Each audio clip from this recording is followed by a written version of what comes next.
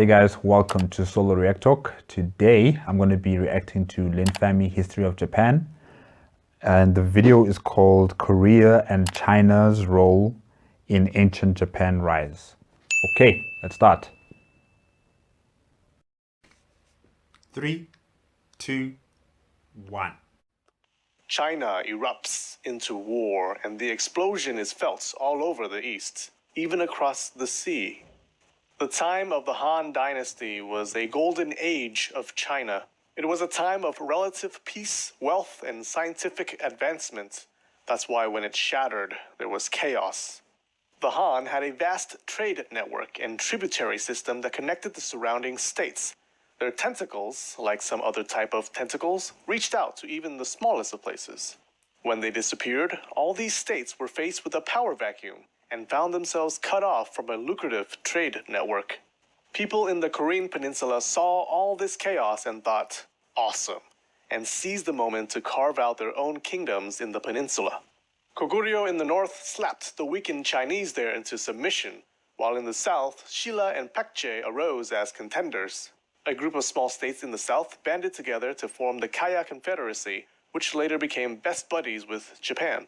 When Japan's Kofun period began, it was the middle of China's Three Kingdoms period. Contact with China had evaporated, and Japan's supply of bronze mirrors evaporated with it. If you've been watching earlier videos, you'd remember that the Japanese were obsessed with these mirrors. They used them for rituals and as symbols of power. They were forced to create bronze mirrors locally. Wasn't a problem though. They had learned enough from the mainlanders to manufacture the mirrors and even developed their own patterns and style. With China busy beating itself up, Japan turned to the Korean kingdoms as a source of high culture, technology, and luxury goods. Korea was more advanced than Japan at the time, but while the gap between Japan and China was like the Grand Canyon, the gap between Japan and Korea was like that gorge in Indiana Jones and the Temple of Doom. The gorge is big, but at least you have a bridge you can cross, and Harrison Ford is there to guide you. Except I think he destroys the bridge in the movie, so you can't actually cross it. You can't really jump it either. I feel like this analogy has jumped it. The Japanese did not see themselves as vassals to the Koreans as they did to the Chinese. In fact, they had a military presence in the Korean peninsula, helping out Paekje and Kaya. Kaya had the closest relations to Japan. There was a debate about Kaya some decades ago. The Nihon Shoki, a book of Japanese history created 1300 years ago, claims that Kaya, known as Mimana in the book, was a colony of Yamato. Historians initially believed this claim, but someone questioned its validity one day and sparked a huge debate. Unfortunately, this debate was mired in nationalism. You could kind of guess who fell on which side, depending on whether they were Korean or Japanese. Eventually, mainstream historians, including Japanese and Korean historians, came to a conclusion. In 2010, the Japanese and Korean governments even sponsored a joint study group of historians from both sides. It reaffirmed the conclusion, which was that Kaya was not a colony of the Yamato court. Seems like the Yamato just wanted everyone to think they were. In fact, they wanted everyone to think they occupied the other kingdoms in the southern Korean peninsula as well. The Japanese government actually removed endorsements of the theory from textbooks. So why were the Yamato so desperate to maintain relations with Korea? Most likely because they needed iron. Sadly, Japan's supply of metal ore resembled my bank account's supply of numbers. They used iron to make weapons and farming tools. It was a society based around agriculture. Agriculture fueled growth. Iron tools were used to clear land, which brought more agriculture, which brought more money, which brought more iron, which brought more iron tools to clear land, and on it goes. Early on, the competing clans understood this. You can bet the Yamato did as well. Iron was the key. The Yamato needed a reliable stream of iron flowing into their coffers to accomplish their goal of unifying Japan. Towards this end, the Yamato also formed a relationship with Paekje. If Kaya was Yamato's main wife, Paekje was its secondary wife. Remember, they practiced polygamy.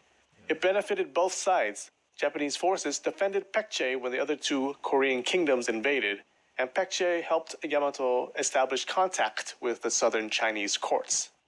Japan learned all kinds of new technology from the peninsula, like innovative ways to make tombs, glazed pottery, and especially fighting on horseback. Goguryeo was the Tiger Woods of mounted combat, meaning they constantly cheated on their wives. No, they were really good at mounted combat and used it to basically dominate the peninsula. Some historians suggest that Japan's initial adoption of a horse warrior culture was because they were afraid Koguryo would invade Japan after they were done with the peninsula. In the 400s, with the help of Paekje, the Yamato re-established contact with multiple Chinese courts, sending tributes in return for Chinese acknowledgement and trade. Everyone in Japan breathed a sigh of relief because they finally had access to Chinese bronze mirrors again. Amidst the wars, many Koreans and also some Chinese said, "Screw this," and fled into Japan. These immigrants were the true MVPs. They brought new political ideas and ways to manage a large central government. Much of Japanese arts and architecture at the time developed from immigrant artists or artists building upon existing Korean styles. Many Koreans attained important government offices. Korean immigrants were organized into occupational communities called Bae and performed all kinds of labor. Paekje introduced two things that changed Japan forever: the Chinese writing system and Buddhism. We'll talk about Buddhism in a later video, but writing changed everything. The Japanese did not have a written language before. Now they could keep written records, helping to maintain control over large regions. It was the beginning of the written arts and high culture and stories and poetry. Strong relations with China and especially the Korean kingdoms allowed the Yamato clan to stay one step ahead of the competition and form a Japanese state. Influence from the continent lifted Japan into a literate and technologically advanced society. Hey y'all, we broke through the 10,000 subscriber milestone. Thank you everyone so much for watching these videos. The channel has grown immensely in the past few months, and it's all thanks to you, sugar. I started this whole project as a little hobby, like an outlet for my creative side, but it's become a lot more, and you guys are so nice and supportive, it's not even funny. You should know I have some plans for this year that you may like, so stick around and dance. Yeah, guys, that was it for the video. Korea and China's role in ancient Japan's rise. All I can say is chaos is a ladder. And when your competitors are in turmoil, are in civil war or conflict, you know, that's the perfect opportunity for you to take advantage of their weakened state. And that's what the people of Korea did, making their countries, I can't pronounce, I think it's Goryeo, Silla, Paekje, and Kaya. Yeah. They made their own like little states within that peninsula and made deals with Japan, well, with the Yamato clan in particular. I don't know about the other clans, I can't remember if he talked about the other clans, but particularly the Yamato clan. And yeah, this is the kind of things that happen. You know, if your main trading partner no longer exists, you got to find new people who can fill the void. And it seems like the people of Korea, of the Korean peninsula, did that. And they even emigrated to Japan and became integrated into the society. They improved their efficiency in terms of food production, metal casting, the bronze mirrors that they used to get from China. Now they're able to do it themselves, you know, writing system. I was actually a bit surprised with that, you know, but yeah, it's interesting how things have transplanted from one empire to the next empire to the next empire.